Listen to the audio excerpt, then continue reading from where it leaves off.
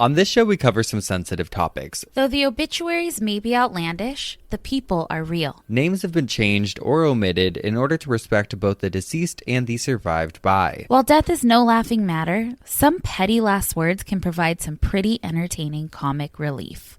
Welcome to Obituary.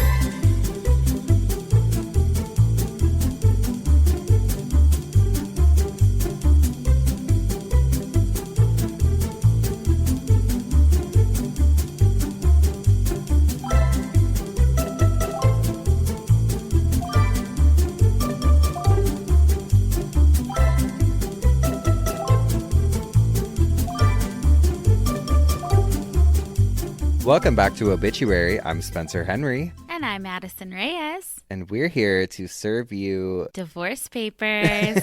No, we can't divorce them. I'm kidding. We were just kidding. We didn't mean it. We didn't mean it. We will never use the D word. No, I'm sorry for bringing it up. It was a low blow. It was terrible of me. And I just think, I have issues. You know how we get. And it's not you, it's us. Mm-hmm. It's totally us. We're working through it. We'll work on it. I'll work on it. You'll work on it. Maybe we can all go to therapy. Oh, better help. Better help. First of all, when you showed up today, I was on Instagram Live for the first time in... I never go live anymore. Uh-huh. I was just randomly had 30 minutes. Yeah, Cisco was watching you before I left. And then you got here and I was like, warning. I felt bad, but I just got out of the shower. My hair is like slicked back, no makeup. I was like, I can't get on there and scare everybody. Not this early on in the No. relationship. We're not comfortable yet. No, I'm just that type of girl who just needs to be dolled up every day. Hold on. Sorry, I had to move out of the way. I thought I was going to be struck by lightning. My God, it's the biggest lie I've ever heard. You come over here, and sometimes I don't know whether to offer you soup or let you inside. Oh, my God. Well, I was like, you know what? Let's save it for a cameo, babe. Oh, yes. Oh, cameo. Good segue, Madison. This is why they pay you the medium bucks. We are going to do cameo because we heard you G-Ops loud and clear. We did.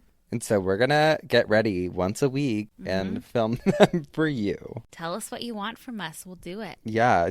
I don't know how it works. I don't do you give us either. instructions or can we just say whatever we want or what? Who knows? We'll figure it out. So we'll let you guys know on the Instagram when that's live. If you don't follow the Instagram, it's at obituarypod. Send us your stories either there or at our Gmail is probably the best. And that is obitpod at Gmail. At gmail.com, baby. Yeah, baby. And we always forget to do this, but if you guys could please rate and review on iTunes. Oh, my God. Leave a review, please. Oh, please. A scathing 5-star review. Yeah. Perfect. Because it really does. That's like the one free thing I think people can do that really does help the show. It does. It really does. And listen, obviously. Yeah. And also keep listening to us. And also just be cool, okay? Yeah. We brought you along with us because you said you were going to be cool. So be cool. Just be cool. Come on. What are people going to think? You know what people are going to think? They're going to think we're fucking crazy because guess what? Sharon's boat ride. Oh my God, Spencer. We realized it the day that it was set to go, that episode was supposed to air last Thursday. Well, wait, first of all, you called me when we were going to put out the episode. Uh-huh. And you were like, yeah, the edit sounds really good. But I'm just nervous because you called Sharon a rat. And I was like, I don't know. And it's not even Sharon.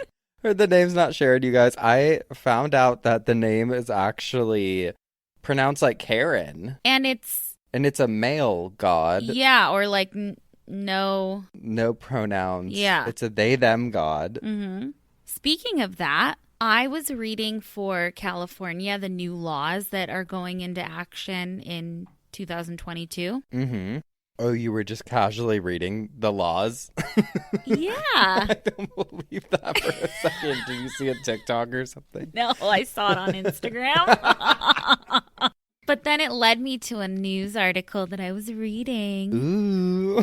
Death certificates now are going to include a non-binary option. Oh, good. Mm-hmm. About time. I know. Something I never even thought about. But what a shame it would be if you weren't. Why did there need to female or even male. be pronouns on a death certificate? I don't know. They're Like, the person's identified- dead. Sorry. Hate to break it to ya. Yeah. Like, birth certificate, I mean, I guess if you have to, for future, I don't know. I don't understand anything. Let's not even Let's touch not that. even go there until Yeah. we finish reading all of the laws. Yes. Oh my god. So it is Karen, not Sharon, but I honestly love the idea of Sharon's boat ride, so We just went with it. we went with it. And that's what we do. We improv because we are the #2 improv podcast on fucking iTunes.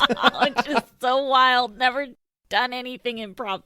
Spencer, you and I were talking about possibly taking an improv class just to see what it's all about. I feel like that's something that we have to do now that we're putting it out there. And I think it would be so fun. And I think that if anything, it would be something for us to tell the Geoffs about. Truly. Or I saw someone today, like, can we also be called Philippies? Because I'm definitely a Philippa. I was like, Perfect. we'll call you whatever you want. People are going to want to be called Sharon. Where are Sharon's at? Geoffs, Sharon's. Someone today on the live was like, should we all get Geoff tattoos? And I said, do it. Don't do it. Do it. Don't Just do get it. Geoff. No, don't, it. because that's a breakup sign. There's plenty of things you can get. Just get "oh bitch" on your butt. Perfect. Cute. Very cute. If you guys do it, I'll do it. Would you really? Yeah. On your ass? I don't care. You're gay. That's merchandise there. That's prime real estate.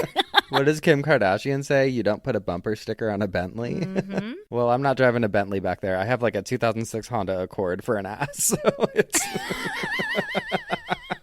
My ass it's is just flat. accurate to the van. Until we get through our spring workout program, boot camp that we're starting. Monday, Wednesday, Friday. I'm going to bring the dogs over. They're going to run around while Spencer and I work out in his backyard, and we're going to get so fit. So fucking fit. You guys, you don't even know. You don't even know what's going to come. You're going to be like, oh, hot fitness models are doing a podcast now? Mm-hmm. When we come to live shows, we're going to lift you guys to your chairs. We're going to challenge you to a push-up contest. We're going to run onto the stage. God, I love it. Oh, man. So, Spencer, I went to Target yesterday, as you know, because we were on the phone. Uh-huh. But what I didn't tell you is that I had to go grocery shopping, and I was like, I'm already here at Target. I'm just going to do it here quickly because I wanted to do one-stop shop. I'm doing my grocery shopping there, pushing the cart around, loaded up with everything that I need, and it's crowded, and I just wanted to go home. Usually I love going around Target. Last night I just wanted to go home. I'm walking around, and there's like a crazy aisle full of people, and so I just like leave my cart at the end, run and get what I needed, which was that powdered ranch stuff. Oh, my God. Went back to my cart, went on my way. I needed new dog bowls for Desi, and so I go to the dog aisle. So I'm there, I'm like looking at bowls. I put some in my cart, and then I take them out and put them back in. I'm like trying to figure that out. Anyway, I look down at my cart, and I'm like, I didn't buy a loaf of bread. Someone throwing stuff in your cart? No, I was pushing someone else's cart around the store. And I was freaking out. I'm like, fuck. Because first of all, I had done all my shopping and was like ready to go. So then I went back through the food aisle looking in everybody's cart. Like I would like walk past them like, is that my cart? Is that my cart? Is that my cart? Couldn't find it. I go get another cart, redo the grocery shopping, then find my old cart, and people are around it. And there were a few things that I forgot the second go around. So I just walked over and started grabbing stuff out of that cart, putting it in my cart. People are probably looking at you like, what is wrong with this People lady? were. They were like, this lady's stealing someone's cart. Oh my God. You just have a lot of between this and Aldi's. You have a lot going on in your grocery shops. I know. Oh, someone wrote to us and was like, instead of a coin at Aldi's, if you stick the back of your keys into the little slot, free cart. See, knowing my luck, the key would snap off or something. Yeah. Oh, I saw someone else was like asking what the pickles you get are. Oh, I'll post a picture of them Okay. on this. Will you? Because people also really want to see Columbus's dick. You mean Or Napoleon? Napoleon's dick, yeah. I was going to put it, but I was nervous. I was like, I don't know. Here's the thing, you guys. Sometimes some of the images are like graphic, and I'm like, we'll ask each other, we'll be like, am I allowed to just post a dick? Or like, Yeah. it's always so hard. Maybe we do it and put like a warning, like sensitive. Yeah, maybe like a warning before, because sometimes we'll put it on stories. People also wanted to see the pictures of you on my porch stealing the package, but your Christmas present is that I'm not gonna post that. Thank you. You do the posting anyway, so Madison has the last word. Just picture the ugliest creature on your porch. God, I'll post it when we get into a huge fight. No, we'll post it as my before. Oh yeah, after we do our summer workouts. Like, look at this. God, this can you poor believe soul. it? Oh, please. Yeah, you're going to be all up on next door. Not only are you the local porch pirate, but you're also going to be the girl at Target. They're going to start posting on, like, I saw this woman reaching into carts stealing bread. I also saw this woman sticking her keys into a cart and stealing it. They also said, I think someone wrote in, it was like, you can also just ask a cashier for a quarter. They did not help me. I asked one lady, she's like, I'm off. Oh, really? Oh, fuck. Oh my God, you want me to go down there and fight her? No. No, I would feel the same way. Yeah, she's like, let me out of here. She's like, fuck off, lady. Yeah. I don't blame. There's also a coin shortage. I keep noticing at stores they have little like flyers next to the registers like, we're experiencing a coin shortage. Please pay in like on card or exact change or something. Really? Mm-hmm. You didn't see that in the California laws being passed? No, I didn't. When you were reading the state legislature. Sometimes I just do that for fun. Yes. Yeah. We just like to learn. Oh, I just like to expand my vocabulary. Yes. How about you look at a fucking map? Can't. You know, I was in geography, a freshman geography class in my senior year of high school. Geography? Geography. And how'd it go? Terrible. Whatever. I don't know shit about shit. I don't even know where I am right now. Hey. Well, I can tell you where you're going. You're going into your, what they're now being called, what do we say? People are calling it a side bitch. Oh, actually, Spencer, I know where I'm going. Hell? There and my DMs. So I have a listener email from Trinity Randall. Thank you so much, Trinity. She wrote to us and said, I just finished listening to your most recent episode called Smell the Burn, and I just wanted to share a story. I took 2 years of forensic sciences in college, which means I got the opportunity to tour my local police station. Ooh. We got to tour every single room, of course, but the one I think you'll be most interested in is the room that my local police so lovingly referred to as the blood room. The blood room? Mm-hmm. Which sounds much more intense than it is. It is really just the room where they dry off and hold evidence that is covered in blood, which, as you would assume, leaves behind a very distinct smell. I'm sure it isn't nearly as strong as a carcass would smell, but it was definitely a strong smell nonetheless. It was sickeningly sweet, like vanilla and almond made a baby, that smelled even stronger than both of them combined. And it was the kind of smell that doesn't just smell. You can almost feel it in your nose working its way to your brain. Ugh. And that was just the aerated room, so I imagine a dead body would smell much stronger than that. I could go into much more detail, but Instagram limits how much I can type at once, so I'll probably just send y'all an email with more details if you'd like to hear more. Weird. Please do. It probably, I mean, I would picture it smelling like blood, which in my head, Like more coins. coppery, yeah. Like more coins, more like metallic. But sweet like almond and vanilla had a baby. Sweet like almond And vanilla. had a baby. Ooh-wee. Well, it's time we wander on over to our next segment, which we have learned. I know you're fucking someone else. What? I know you got a side bitch. Oh, okay. You're improving. Yeah. This is why we're number 2 in improv. Side bitch. We got him. You guys always come in clutch with the names, and we were like, what should we call these obituaries? We saw several people send in side bitch, and we were like, yes. We love it. That's it. So I'm up first this week. So you got a side bitch for me? I've got a side bitch. She's not a side bitch.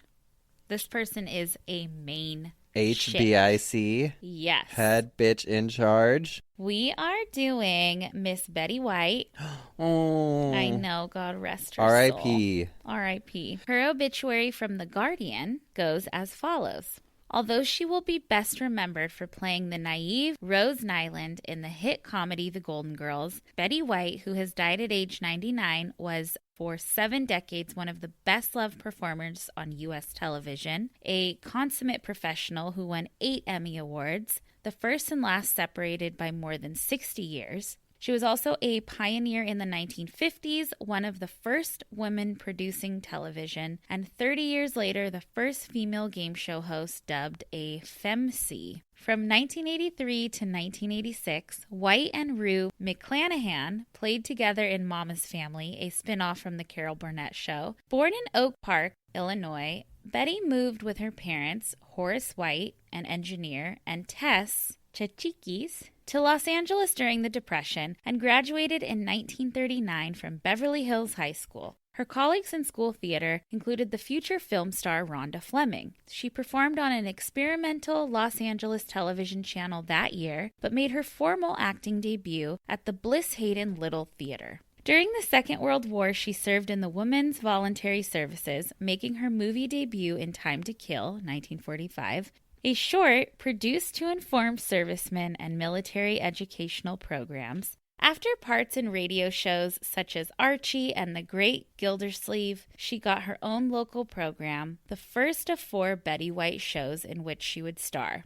In 1947, she married the agent Lane Allen. They divorced in 1949. That year, another local radio star, Al Jarvis, was presenting a variety show called Hollywood on Television and hired White as his Girl Friday, playing records and doing commercials and interviews. When Jarvis left the show in 1952, White took over as the host. She also joined the writer George Tibbles and producer Don Fedderson in a production company, trying to create shows from the sketches in which she acted in her program. Life with Elizabeth debuted in 1952 and, syndicated around the country, became an immediate hit, winning White her first Emmy. As a co-producer, White followed Lucille Ball, but it could be argued she had more creative control over her product than Lucy did in Desilu. Life with Elizabeth ran until 1955. During 1954, White simultaneously presented her own variety show, her second Betty White show.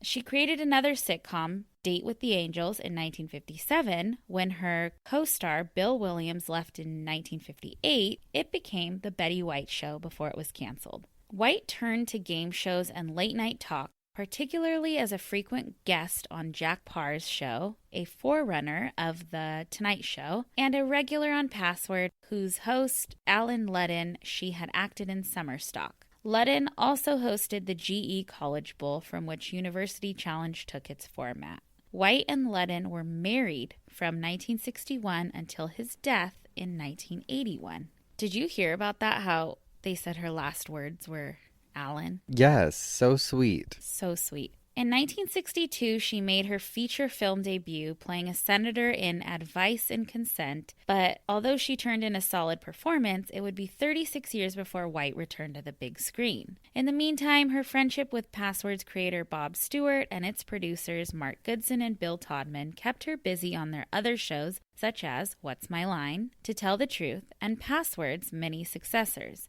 She remained in demand as a guest star and in 1971 produced and hosted a syndicated show featuring interviews with celebrities and their pets called The Pet Set. Bring it back. Bring it back. I love that. Her career was reborn in 1973 when she debuted as Sue Ann in the Mary Tyler Moore Show's third season. Hired because she and Ludden were friendly with the show's producer Grant Tinker, who saw that the script called for Sue Ann to be played by an icky, sweet Betty White type. I remember her on that show. I loved that show. Really? Mm-hmm. She won Emmys as Best Supporting Actress in 1975 and 1976. When the show ended in 1977, she began her fourth Betty White show, a sitcom, which co-starred John Hillerman but lasted only one season. She acted in a number of TV movies before, in 1983, becoming the first woman to host a game show with just men, in which a panel of men helped women win cars. She picked up a Daytime Emmy, her fourth overall. She had a recurring role on The Love Boat before making her mark again in Mama's Family, which led to The Golden Girls. With the show's success, White published her first memoir, Betty White in Person, 1987. When B. Arthur left The Golden Girls in 1992, the other three leads continued in the Golden Palace for 2 seasons. White showed no sign of slowing down, as indicated by the title of her second book, Here I Go Again, My Life in Television, in 1995. She took a part in the Marie Osmond series, Maybe This Time, from 1995 to 96, and was busier than ever as a guest, winning her 6th Emmy as Best Guest Star on the John LaRoquette Show, 1996. In 2005, after a Facebook campaign, she became the oldest person to host Saturday Night Live, quipping that at her age, she contacted old friends not with Facebook, but with a Ouija board. She's so good. So good. She won a Primetime Emmy for this appearance and in 2015 an Emmy Lifetime Achievement Award. Outside the entertainment industry, she was active in animal charities and the Los Angeles Zoo. Betty and Friends, My Life at the Zoo was published in 2011. She told the Chicago Sun-Times that as well as for her acting, I also want to be remembered as a lady who helped the animals. Oh, I love her.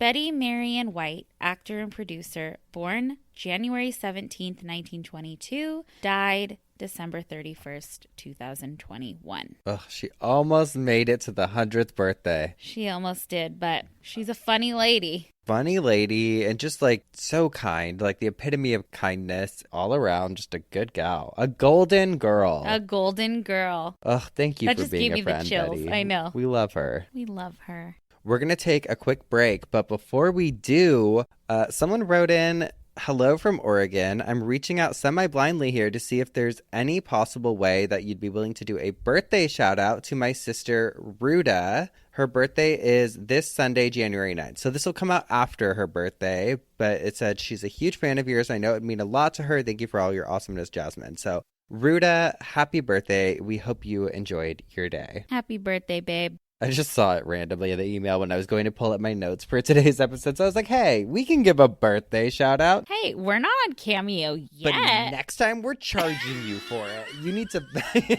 fucking Venmo us $25, Jasmine. Imagine. Oh, God. We'll be right back. And we're back. My coffin spinner this week is going into a little bit about what happens before you can spin in your coffin. You got to get ready first. Oh, okay. I went down a rabbit hole this week, and it was very organic, actually. Not even for research purposes. I was just wondering what they did with bodies before embalming became a regular practice. So we'll start there, and I'm going to give you a brief rundown on the history of taking care of the deceased pre-embalming. Okay. Well, actually, no, because embalming methods have existed for centuries, if you want to get technical. I more so want to focus on embalming in early America. Okay. I do want to go back in a future episode at some point and discuss some of the ways bodies were prepared throughout history beforehand, because it's wild. Mm-hmm. According to bartonfuneral.com, modern embalming really got its start during the Civil War period, at least here. Quote, Dr. Thomas Holmes received a commission position as a captain in the Army Medical Corps and was assigned to Washington, D.C., where he embalmed many Army officers killed in battle. He reportedly embalmed over 4,000 soldiers and officers, which this sounds very historical, but listen, because this is actually really an interesting fact. Abraham Lincoln took note of this practice that Dr. Holmes was doing, embalming these soldiers, and he was the one who ended up directing what they called the Quartermaster Corps to utilize the method so that soldiers who died in battle could return home for a proper burial. Oh, wow. So a lot of the reason that embalming became popularized in the United States, or at least a big boost, was because they wanted to be able to transport soldiers home for their own respective burials. Wow. That's from what I understand when it started getting popular in the United States. And then, of course, everything's a money grab. When Dr. Holmes realized that he could charge people for embalming services, he started offering it to the public for $100, which equates to somewhere around $2,200 today. I don't want to give him too much credit, though, because, again, embalming dates back way before the 1800s. Frederick Ruysch, a Dutch anatomist and botanist, is credited as being kind of the godfather of embalming. He discovered the first successful system of arterial embalming, and then throughout history, others like Dr. Holmes experimented with different ways of utilizing the chemicals to sort of perfect the craft and mess around with how the different chemicals reacted in the bodies to act as kind of preservatives. What a crazy experiment to be doing. Again, it goes back to, which I feel like we've talked on here before, about like who was the first person like, I'm gonna inject this into somebody and see what happens. Okay. Like, and we're always wondering who these famous old serial killers like fucking Jack the Ripper and shit are. It's like probably these doctors trying out their wacky experiments.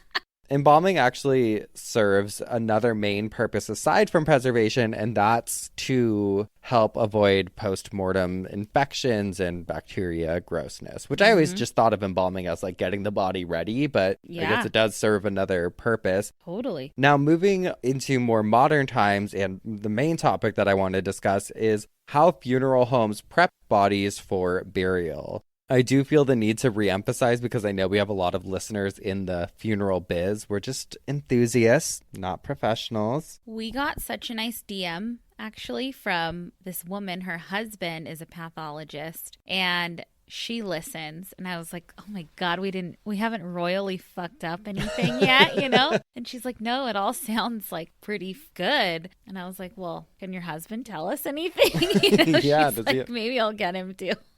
I love it. So first things first is the embalming itself. Most states, I want to say, require that the body is embalmed prior to service if it's an open casket. I align with that rule because, no offense, like could get weird. It's real hard, as we've learned, to be an attractive corpse anyways. I can't imagine not being embalmed. I know. Oh my God. Afterwards, the body is dried off because, hello, embalming is wet. That's why I didn't get on live. I just wasn't embalmed yet. No, we need to embalm you. Afterwards, the body's dried off because it gets super wet during the embalming process with all the different fluids. Really? Uh-huh. The undergarments are then put on the body. Joincake.com says they are generally supplied by the family, but that the funeral director can provide suggestions to ensure that they choose something suitable. But I mean, like, I bet there's been some weird ones for undergarments, for like underwear and stuff. Yeah. They're like, can you put this like red thong on my husband? You know Gigi Allen? Uh-huh. Can't remember, but I think that he was not embalmed. And he had an open casket, and he was buried in like a jock strap or something. Cool. Yeah. Love it. Just open. That's it. Like no pants, just a jock strap. Just wait for this. So anyways, they put the undergarments on, and next they'll cut the clothing. So if the person's wearing a suit or dress, it doesn't matter. They cut it down the back because it can be difficult to work with the stiffness. Like, imagine if they had like a death erection trying to put on like fucking pants or undergarments. Just duct tape it down. Tuck it. Okay, but bitch, this is where I know we would not be able to do that job together because it's kind of like dressing a doll, right? Like trying to put the clothes on or whatever. We would just be, I was picturing us doing it and I was just losing it because I don't know. Just trying to picture us putting the clothes on a corpse. We're like, ow, my God. Like, I can't get it on. Oh my God, lady, work with us. Come on. Hey, you're not a size 6. You're going to wear that? We're like trying to change it. I bring stuff from my closet. We put different outfits on. We're like, hi. Hi. You put like your Uggs on her. Hey, but between me and you can do the hair. I'll do the makeup. Sure, and we're gonna get to that. Oh. So they'll put the clothing on everyone. Then they put the shoes on, which again, I just picture it like one of those life-size dolls, just like trying to, or like, what if their toes all fucked up and you're just like trying to. Have you ever tried to put shoes on a kid? It'd be like that, right? Oh my Impossible. God, I'm always like, hush, push down. We'd be like breaking someone's leg off, just like, I don't need this anymore. you're not going anywhere. Okay, so they put the shoes on, but I guess not all the time because a lot of open casket funerals only have the upper half of the casket open, so shoes are apparently an optional. Which, like, Gigi Allen. Yeah. But I'm like, yeah, I was like, if I go that route, please make sure I'm dressed fully from the waist down. Because I'm like, imagine, like, if it's like your grandma, like her bush is out. She's just like, you're just like looking like grandma looks so peaceful, so beautiful, but her fucking snatch is just like. She's fucking on Sharon's boat. Like, they didn't put pants. Where's my pants? Oh my God. And then it's time for the Hollywood makeover. That's right. Hair and makeup, baby. Yes. I know people that have been asked to like color hair. Like I know people personally, or touch up someone's roots. And there's things that you don't really think about that you have to change, like what color or bleach you're using your developer sometimes because the bodies are no longer producing heat. So like if you're doing highlights or something, normally when you highlight a person's head, their natural body heat helps the bleach work faster. So sometimes you have to like up your developer, I guess, if you're bleaching a deceased person's roots. And I mean, makeup as well is not the usual makeup. They use this like tinted cream gel instead of normal concealer. And I also read that sometimes they'll take like a red lipstick. This is apparently a trick they use a lot, and dab it on the nose and cheeks to create a more lively appearance. I mean, they like do it lightly to get like. Well, that's like such a trend, that e-girl. Oh, yeah. Sometimes I'll do that. I'll put blush on my nose. I think you've asked me before, like, why do you have blush on your nose?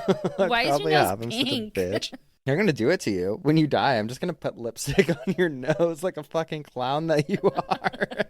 Or imagine if I just overlined your lips like crazy crooked. Like, who said you're not going to be in there? You're already going to be dead. Oh, please. We'll see. Oh, my God. Oh, and some other things. So the eyes can go flat, I guess, after the person dies. So sometimes they'll plump back up when they're embalmed. But if not, they put these little eye caps over to create a natural curvature. And then they glue the eyes shut.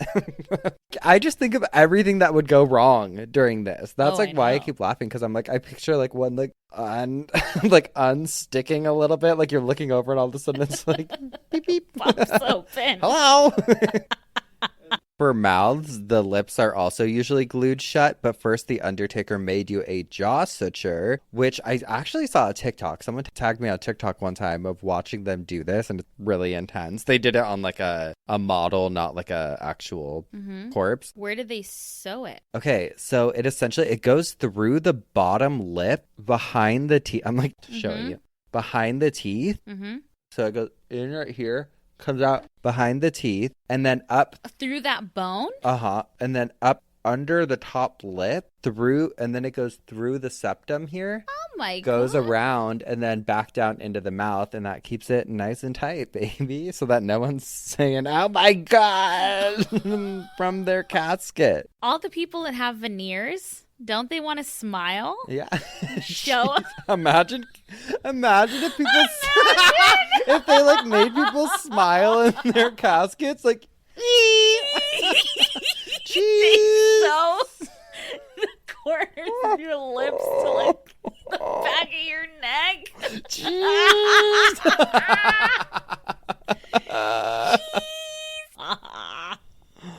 Oh my god. And then it's showtime. Then you're ready to go. Oh my god. Yeah. showtime, baby. Showtime, baby. Put me on display. Lights, camera, action. Hit those warm lights. Warm light. I want warm lights. Warm light. Yeah. Uh-huh. I've seen some open caskets where they look a little gray. Oh my God. Tan me, babe. Yeah. I love that. Can they do a little bit extra for you if you wanted? Hey. Little facelift. Imagine. Post-mortem. Come on, just staple it back. No one's going to see. Behind the ear. Oh. Cover it with the hair. Please. Oh my God. I mean, I think there's probably thresholds to everything. Yeah. But I love it. yeah.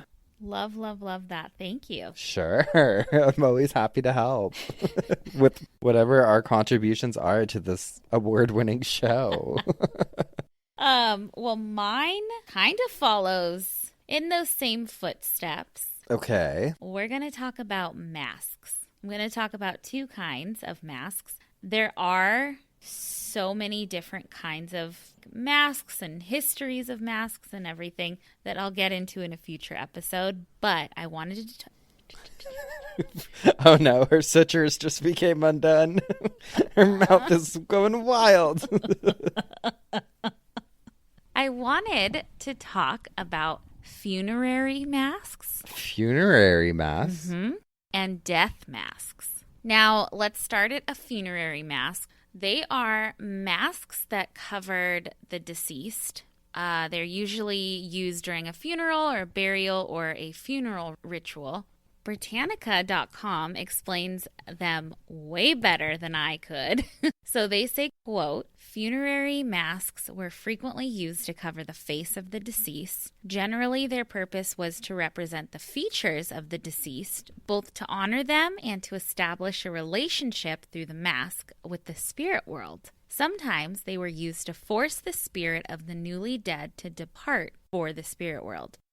Masks were also made to protect the deceased by frightening away malevolent spirits. Oh, it kind of, I feel like, ties in a little bit to the superstition stuff last week. Totally. That article goes on to talk about how they date back to ancient Egyptians, for example, and probably the most famous funerary mask was that of Pharaoh Tutankhamun. Yes. Well, I don't know that, but I know Pharaoh. So I'm like, yes, yeah. I'm so familiar. When you hear it, don't you think of like their is that a sarcophagus? Sarcophagus, yep. With like the gold. Beautiful. Yeah. Put us in those. Maybe not that, but something flashy. Something flashy. We're going to have the craziest funerals. They're going to be like, the GFs are going to be like, they wanted this. And also this. You're going to be in a mushroom, gold-plated mushroom. I'm like fucking wearing a jock strap and I'm half cremated and then half dissolving in a mushroom suit. I'm going to be in like a corn dog fucking casket going down a bowling lane. Remember the bowling lane? Geoff? Remember? Remember, guys? Remember our first? Ooh.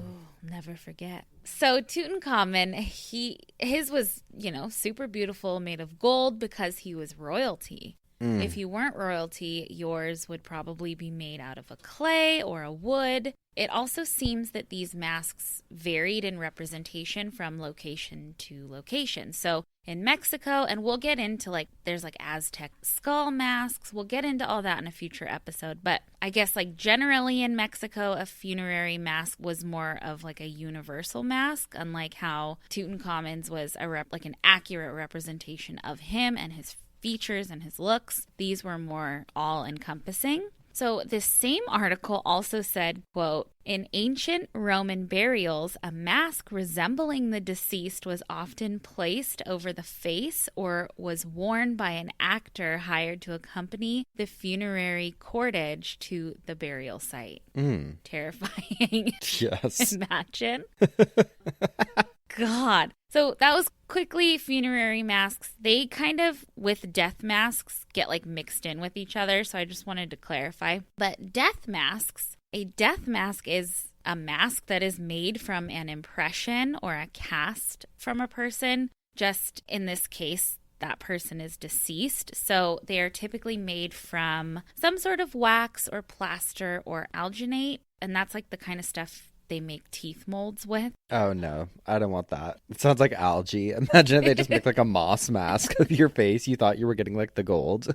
God. So that is laid over a person's face and is literally made into a mold that can be used over and over again. Okay. So there's the death masks, and then there's life masks and like casting. So I don't know, you've seen those videos of like actors getting like a cast made of their face, like for a movie or something, right, for prosthetics and all that. So it's kind of like that, but the person is dead.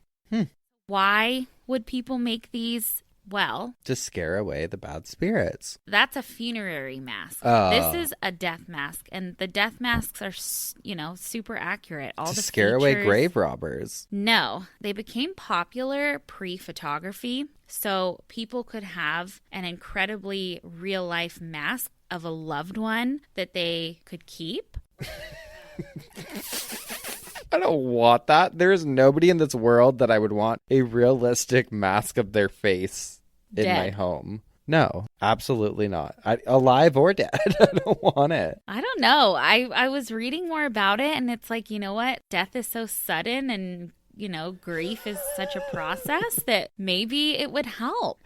If like your husband died or something and you were walking around with his mask on, I'd kiss it. Wrong? I'd hang it up on his side of the bed and kiss it every night. Oh, wow. I would. Artists also use these to reference when they were making a bust or a sculpture or a painting. Didn't Leonardo da Vinci do this? He did, I believe, because when I was looking into the history of embalming, they used to like dissect bodies and do all these weird different things with the bodies for their subjects. Grunge.com says, quote, often artists used death masks as reference to sculpt and paint portraits for royal halls and tombs. In the tombs of ancient cathedrals in Europe, almost all of the faces of nobles that one comes across were typically copied from death masks, which is so creepy to think of now. Right. If you see a statue, that face could be somebody's death mask that they used as reference, Pretty nuts. So, pseudoscience, is that how you say it? Pseudoscience. Pseudo. I didn't even catch it at first. I didn't give it. Pseudoscience also love. Can I just say I went to college I graduated with honors summa cum laude in radio, TV, and film, not literature or anything. Well, I dropped out of high school and...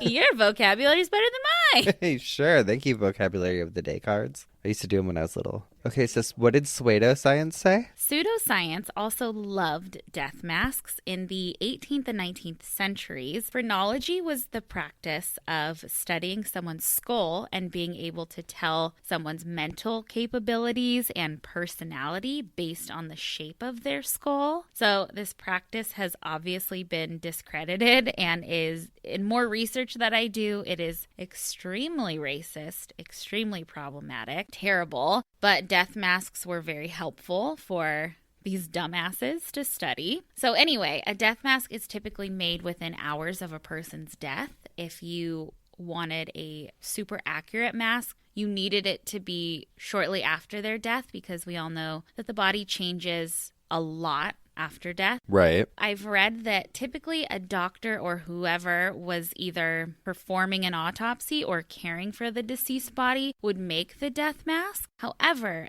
there are a couple famous death mask casters. So I want to quickly talk about two of them, one from back then and then a modern one. The first one we're going to talk about is Miss Madame Marie Tussaud, the wax museum lady. Okay. Yeah. Now it makes me want to go to the wax museum where I've been there before. It's right there. We should go. I know. Her story is insane. I grew up in LA County, and so... It sounds like the jail. I know.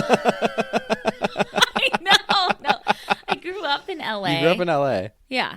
Grew up in LA, born and raised here, so I always thought, like, the Madame Tussauds was just, like, some gimmicky, like, oh, yeah, it's a wax museum. Well, have you seen some of them? Have you seen Rihanna's? Rihanna's is wild. A lot of them are wild. A lot of them are wild. I have been, though. It's cool. But I was just like, oh, it's just like that name just sounds cool. Ooh, you know? Madame Tussauds. I never thought there was like a pretty dark history behind it. Madame Tussauds was a real woman. Hubpages.com wrote an article explaining her early history, saying, quote, her father died while she was very young, and as a result, her mother was forced to work as a housekeeper to the anatomist and wax modeler, Dr. Philippe Courtois. That was when the seeds of Madame Tussauds' wax destiny were sown. Little Marie was fascinated by the wax idols and would spend hours working under Dr. Courtois to perfect the intricate art. Soon the pupil crossed the master as Marie began to acquire her own reputation as a skilled wax maker. As she grew older, she began to move into Dr. Courtois' light circles. She met King Louis, and in the 1780s was employed as an art teacher to his sister, Madame Elizabeth. But the connection with the royal family proved to be her nemesis, as she was perceived as a royal sympathizer during the French Revolution and was arrested to be beheaded under the guillotine. So obviously, she wasn't beheaded there because her mentor saved her, because he was connected and he was respected and he was able to get her off the hook. So she set out to work with him again and to show loyalty to the French Revolution. They made death masks of their enemies that had been beheaded. TheHistoryCollection.com says, quote, Marie and Courtois either rented the heads from the executioner or else had them delivered by the authorities. Either way, it must have been profoundly unpleasant work for Marie. Firstly, she was dealing with severed heads, which aside from anything else were a constant reminder of her own near fate. But this apart, she knew many of the people she was forced to cast. They had been her employers, maybe even people she liked. Amongst them were Louis XV, Marie Antoinette, and later the disgraced revolutionary Robespierre. Ugh, what a disgrace. I know. I read somewhere that, she almost fainted. Marie Antoinette was still warm. So basically, she, had to make these death masks and these casts of these beheaded people just to show her loyalty. Wow. I believe that Marie Antoinette, King Louis, a couple other famous people are in the wax museum, like their heads on sticks or spheres. Perfect. But kind of crazy to know that, whoa, that comes from... Yeah. It could be a nose hair in there. Maybe. So a modern day death mask maker, CNN.com interviewed this guy and wrote a lengthy article on death masks and interviewed him. His name is Nick Reynolds. Nick is an artist from London. His story is absolutely insane also because he is the son of Bruce Reynolds, who was the mastermind behind the Great Train Robbery in 1963. Not the Great Train Robbery. If you don't know what it is, it was one of Britain's largest robberies. I think it's close to $60 million stolen or something. I'm actually going to be reading Bruce's obituary later. Okay. Nick, his son, has a business called Memorial Casts, and this is where he makes his death masks. The article says, quote, Reynolds gets extremely animated talking about his profession. He feels he is capturing a sublime moment between life and death, a snapshot of the soul. But he's also aware that he's out of step with the times. Everyone wants to stay young. Everyone is airbrushed. People are haunted by the idea of old age, let alone death. The Victorians embraced death, celebrated the majesty of it. So the article goes on to talk about how he makes death masks and how it's a pretty messy business, and that almost all of his subjects have been embalmed prior to a death mask, including, I believe, his father, whose death mask he did make. But there was one exception. I guess Nick is very against the death penalty, so he got in contact with a guy who was on death row. His name was John Joe Ash Amador. He was a murderer, and he was executed in Texas in 2007. The article says, quote, Reynolds made the death mask some 15 minutes after the execution in a cabin in the woods near the prison. Amador's body was still warm and the skin came out in goosebumps as the mold was applied. Ah. God. Creepy. Ugh. And then he made a cast of his head as well as the arm where he had been given the lethal injection. Wow. Is there pictures of that? Mm-hmm. Wow. Yeah, we'll post them. Some other notable death masks that were made throughout history were Queen Mary of Scots. Ugh. She has a death mask. Trash. Hers is actually pretty and it has hair. She looks good. But did you know that her beheading took 3 tries? She got a thick neck? I guess the first one took off the back of her skull. Oh, no. Was she just screaming? Well, then another whack to her neck, like cut her neck, but didn't sever it, like very clean. And then the third one was the charm. But her death mask didn't indicate any of that. She looked calm and great. God. I know. Napoleon Boner Boy has one too. Oh, please. Benjamin Franklin. I mean, there's a ton. I also read James Dean has one. A death mask? Yes, all the articles do say that he has one. Post-mortem? Post-mortem is what some articles say, but I was like, there's no way. So I started digging and I found 2 different things. I found that he had a life cast done before for like a movie that looks exactly like this death mask that's going around. I feel like it has to be that because wasn't he in just like the worst condition after that car accident that killed him? Assuming so, yeah. And then I found also another thing where like an artist that knew him kind of made a replica of him, but not necessarily a death mask. So I don't know. If anybody knows the truth, let us know. Really interesting. I didn't even know that death masks were still, like, I've heard about them, but I didn't know they were still kind of a modern. Well, it sounds like they're not such a modern thing, but it's still happening. Mm-hmm. Interesting. Death is timeless. Classic. Forever. Well, we're going to go make some death masks while we put you guys on a quick break. We'll be right back. We're back. It's time for some obituaries, Spencer. The reason we're all here. The reason we're here. The main bitches. There's no side bitch here. Mm-mm. I got this email from a listener. Okay. Named Allison, who wrote, My name is Allison. I absolutely love listening to Obituary every week. You both always give me a good laugh with your banter and, of course, the crazy coffin spinners, obituaries, and dumb-ass criminals. I was searching for the world's oldest obituary and came across this one, which is for the same animal as Spencer's most recent roommate. I hope you both enjoy this one.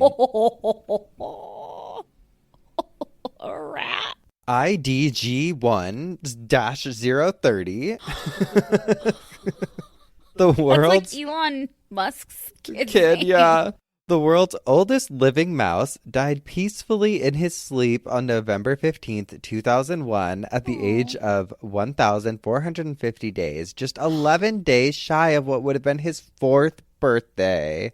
Oh, baby. It's a little mouse, and he actually is so cute. Look at him. Oh, not in my kitchen. Not in my kitchen. It says born and raised in a... It's like a real ass obituary. Born and raised in a small plastic cage in Ann Arbor, Michigan. Oh, that makes me sad.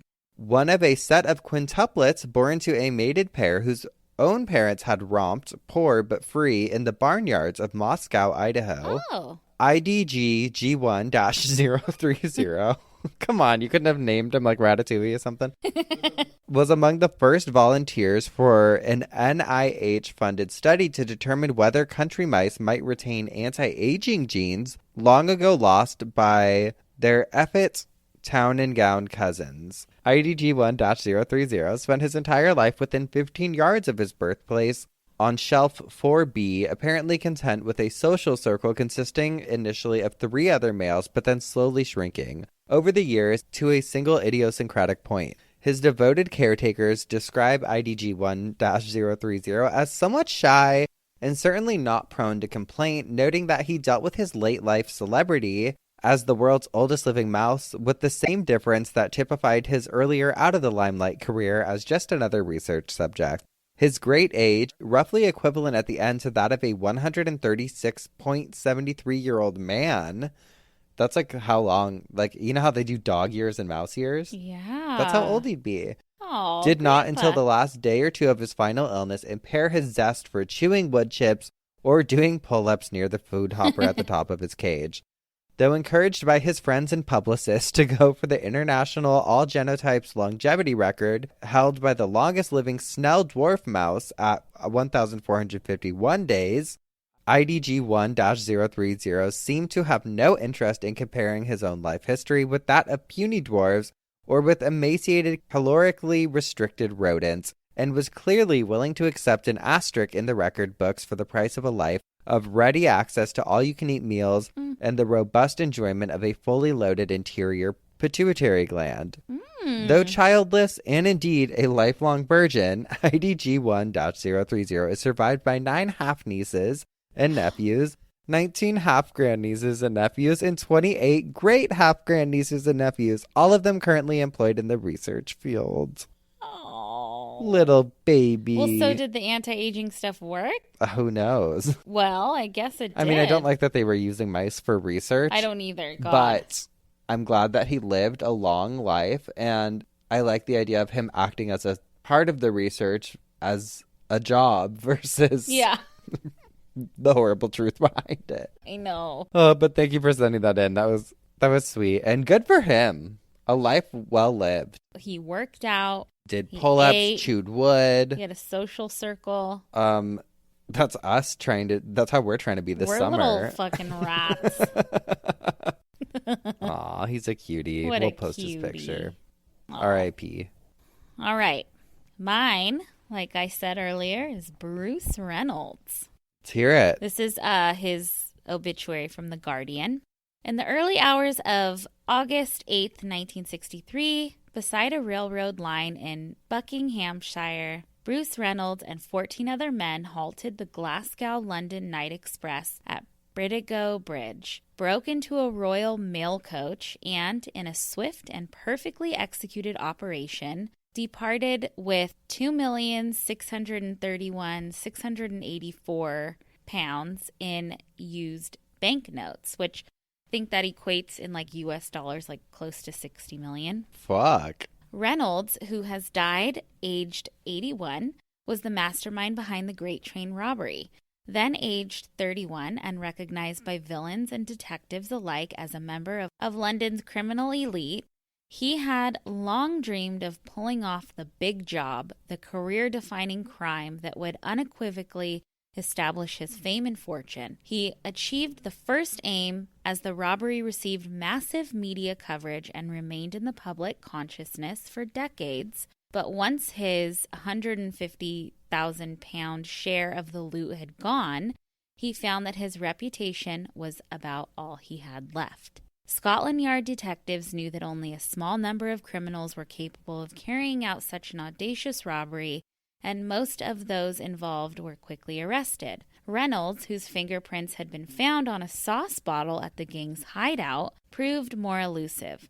With his wife, Franny, he bought a Mews cottage in Kensington, central London, where he stocked up with luxuries purchased by friends from Harrods and from Christopher's in Jermyn Street, where he had a regular order for a dozen bottles of Veuve Clicquot champagne. 9 months after the robbery, shocked by the draconian sentences handed out to his friends, he slipped out of London on a false passport bound for Mexico. When was this? Like what year? In the 60s. Okay. For the 4 years that he was on the run, mostly accompanied by Franny, who changed her name to Angela, and their young son, Nick Reynolds, lived the high life, renting a penthouse flat in Mexico City and taking trips to Acapulco and I love it. And Vegas. I know.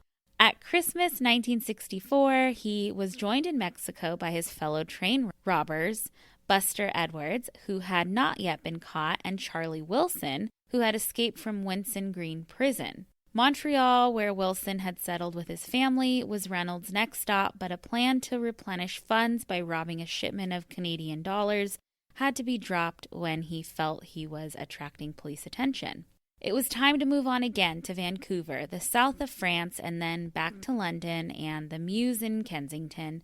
By now, Reynolds' share of the proceeds of the train robbery was almost spent, and he was actively seeking criminal work. Aware that the flying squad, in particular Chief Superintendent Tommy Butler, an old foe, was putting pressure on his friends and associates to reveal his whereabouts, he moved to Torque in Devon with his wife and son. It was there, as he lay in bed in a rented hilltop villa, whose views reminded him of the French Riviera, that Butler arrested him in November 1968. Reynolds did not come from a criminal background. He was an only child brought up in Putney, southwest London, and later Grants Hill in the northeast of the city.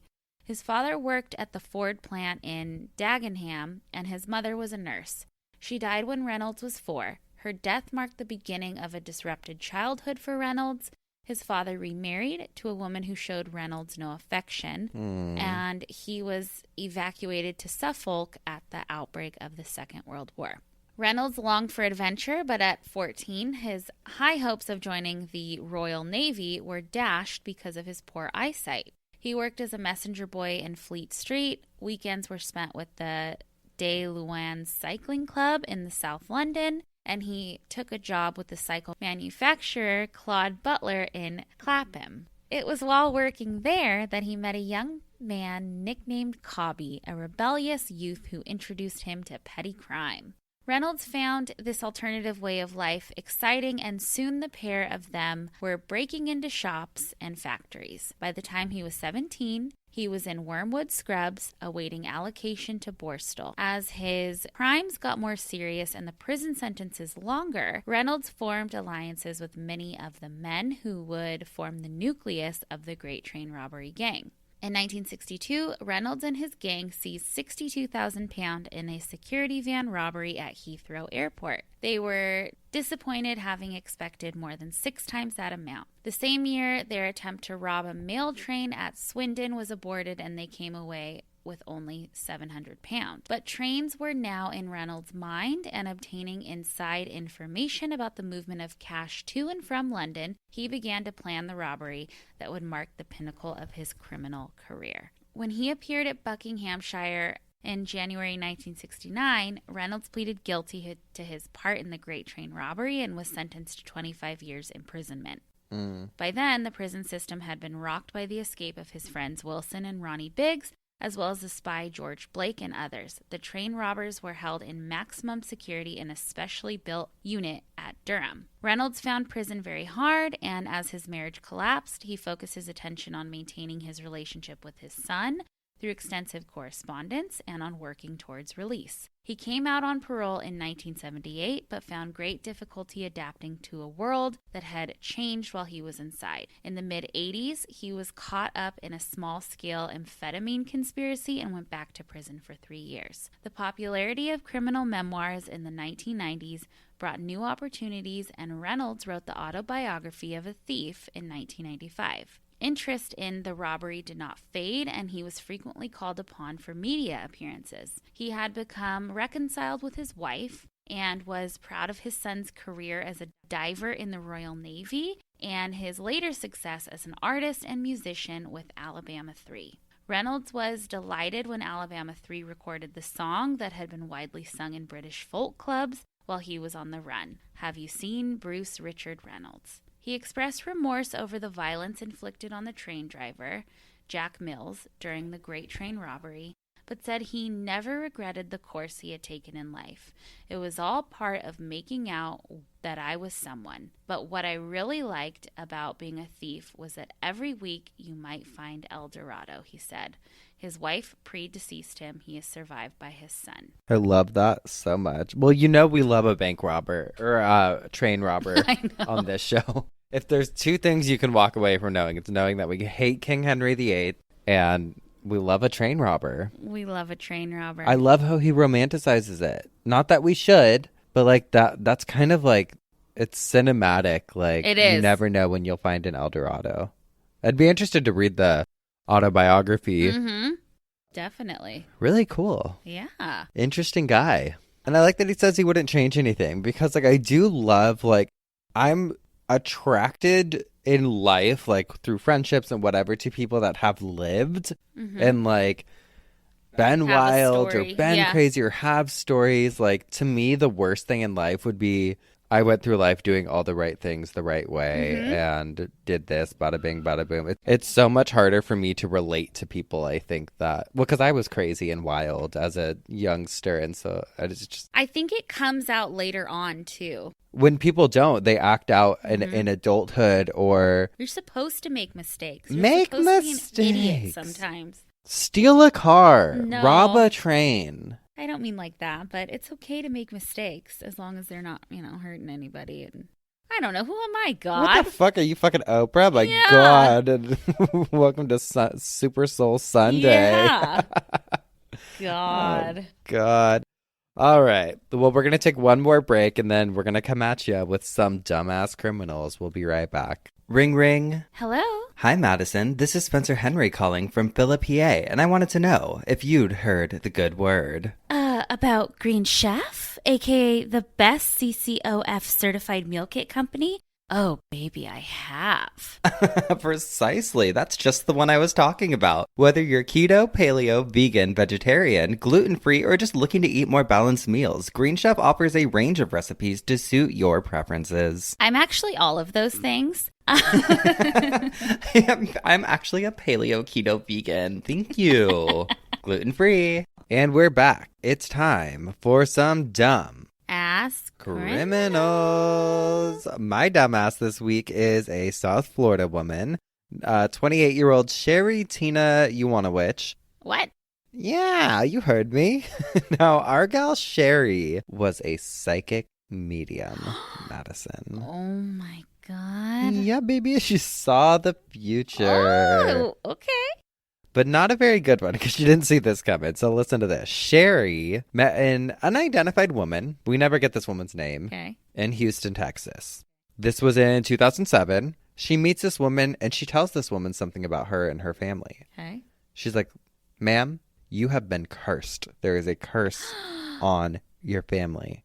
The only way that you can get away from this is to just follow my instructions. So they end up getting super close, Sherry and this Houston lady. This woman in Texas starts spending thousands, hundreds of thousands On Sherry? on crystals and money for Sherry to help her lift this curse. Oh my God. The woman fell for it, spent more than $1.6 million to What? remove the curse, which at that point I'm just like, let me be cursed, my God. Oh my God. I'd rather be cursed than broke. Oh, how can we put that on a bumper sticker? Yeah. But truly, I'm like, if I have $1.6 million to throw at some crystals, I'm probably fine. The curse ain't that bad. God, right? Well, surprise, surprise, the curse was made up, and Sherry ended up getting caught and sentenced to 3.5 years. How'd she get caught? How do you prove that? Because the woman eventually came after her and was like, you're a fraud. And obviously, you don't have much of a leg to stand on in court if your only proof is that you're psychic. Mm-hmm. So she ended up getting 3.5 years in prison and was ordered to pay restitution. But I have two things. So I'm absolutely deceased over the fact that this psychic's last name is literally Uwanowicz, like you wanna witch. Yeah. You want a witch? I'll give you one. And also, I don't know. Do you know who Christy Carlson Romano is? Why does that sound She so played fun? Ren Stevens. She was like a Disney girl. She played Ren Stevens on Even Stevens. Yes. Like the sister. Yes. To Shia LaBeouf. Well, she became a YouTuber Okay. in the past year or two. And she actually made a video about how she lost all of her money to a psychic. I feel like I saw that. People are kind of making memes of her. I feel kind of bad. Her videos are sweet. They're just her walking and talking about her experiences. Uh-huh. But she, apparently she lost all this fucking money to a psychic. And it's sad, but It's also sad because I do believe there are people out there with a gift and can totally be probably, accurate. yeah. But God almighty, they're frauds. See, here's my thing that I always think about. I'm like, if somebody does exist that has that gift, I don't know if they would try and monetize from it. Well, I know a good psychic, ones that I have seen have been pay me what you think, if you even want to pay me. Like, I have to get this off my chest. We know this. I haven't had good experiences with mediums or psychics. I've just had inaccurate. Oh, I haven't had any like intense things with the psychic. Like, things could be accurate, could be not accurate, like very vague. But my sister saw a medium who was spot on about everything. It was insane. Stuff nobody could know. Like, insane. So, Well, me and Olivia, I told you. the guy hit on you. Yeah, and he was he's like worked with celebrities, we really looked into it, and you never know. Well, okay, but also, this is just a bonus fact. So, one of my friends, who I'll just keep anonymous, told me this story about how her dad got tricked by a psychic. And the psychic basically told him, and probably a lot of different people, like, oh, you need to go bury money in this specific part of the desert and it will like quadruple when you go back to it. So... He did it? Yeah. Oh, no. Him and probably a lot of people went out there and just buried their money, and then obviously this psychic would go out there and just dig up the money and take it. Oh my God. Are we talking a lot of money? I think like a couple grand. Oh no. I mean, what are you expecting to happen, my good sir? Come on. People have a lot of hope. See, this is why cults are easy to start, and this is why religions are easy to start and take advantage of people financially. Because if you have a little faith, they'll take your money for all you're worth. God. Oh my God, so that's my dumbass criminal. Sherry, you want a witch. You want a witch? I don't want a witch. No. No, thank you. No, thank you. Pack it up, Sherry. Well, my dumbass takes place in Naples, Florida in 2012. A woman was at a local bank and was walking through the parking lot when she noticed a man standing in front of a car. It was his car, but the car was smoking. What kind of cigarettes? I don't know. I think probably Camels. Caramels. Oh. And she went up to him and she was like, "Sir, your car is smoking." And he replied by pulling out a gun, pointing it at her and threatening her. She obviously freaked out, ran away, called the police. So what the fuck was this guy? What was his problem? What's he hiding? What is he hiding? Was he annoyed that she was pointing out something so obvious? Like, I think that's why he was outside of his car, Well, Florida police arrived to the scene shortly after and found him sitting back in his car with another woman. And when asked to get out of the vehicle, he refused. He began to tell the police that he actually was not going to listen to them because he was the director of the CIA. Oh.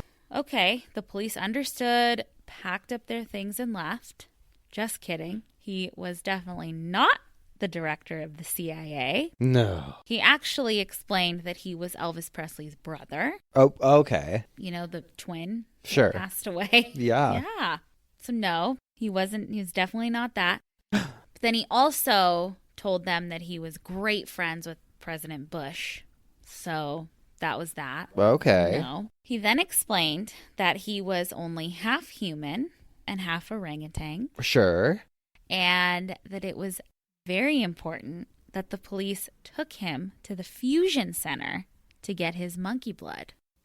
Well, I mean, yes. Mm-hmm. This is how COVID started? I know. So he was all of these things, and he was also just an older man named Mark Loescher. Still not sure if he's employed or what. HuffPost said that, quote, deputies reported finding a gun and bullets in Loescher's vehicle, but no identification that showed a connection to the CIA or presumably an address to the fusion center where his monkey blood was. Or the last for name him. Presley. Yeah, or the last name Presley, or George Bush's number in his phone. After Loescher's passenger was released, officers took him to the fusion center no, I'm just kidding. Took him to the Naples jail center for booking, where he was booked on charges of aggravated assault with a weapon. Aw. Dum-dum. Dummy. I mean, he should be put in the zoo. You're telling too many lies. Orangutans can't hold a gun. Yeah, they can. Kidding me? They have opposable thumbs. Oh my God. No, but they hate the Second Amendment. Oh my God, dumbasses. Well, there you have it. We spun in our coffins. We bitched our obituaries. We had a little side bitch action. Oh, little side bitch, little... Dumb criminal. Yeah, sure. We did it all. We'll be back next week with some more coffin spinners. Obituaries. And dumb ass criminals. Goodbye. Goodbye.